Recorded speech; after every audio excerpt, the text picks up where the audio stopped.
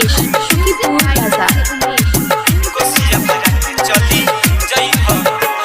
साल भर पे हवेली माई के परब असो के छठ सैया हमहू तो करब।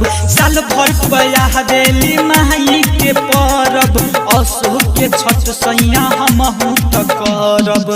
छठ में घरे चली अइह हो कोसिया भरा के चली जइह हो। छठ में घरे चली अइह हो कोसिया भरा के चली जइह हो। कोसिया भरा के चली जइह हो। डीजे उमेश कोसिया भरा के शुकीपुर चली बाजार। जइह हो। देवरा नादान बाटे ससुरा पुरनिया के कहरे जाई बजरिया हो। छठ में काम लागे सैया सुनहली पियरी सरिया हो।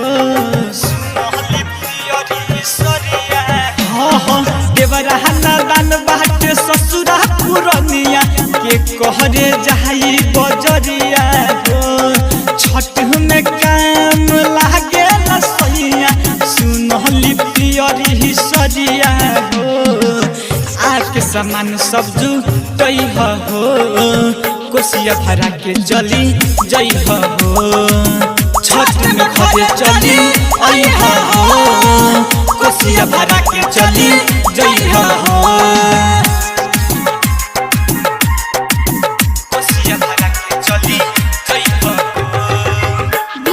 डीजे उमेश शुकीपुर बाजार। अस्थिर से अइह जन घबरइह बाटे बहुते दिन हो। राइटर मंजित पिया बबुआ लइह कपड़ा तू की न हो। कपड़ा तू की न हो। अस्थिर से अइह जन घबरइह बाटे बहुते दिन हो। रविकांत पिया ले अइह बबुआ कपड़ा की न हो। राज दीवाना नहीं भूलिह हो कोसिया भरा के चली जइह हो। छठ में घरे चली अइह हो कोसिया भरा के चली जइह हो। साल भर पे हवेली माई के परब असो के छठ सैया हमहू तो करब। साल भर पे हवेली माई के परब असो के छठ सैया हमहू तो करब। छठ में घरे चली अइह हो कोसिया भरा के चली जइह हो। छठ में घरे चली अइह हो कोसिया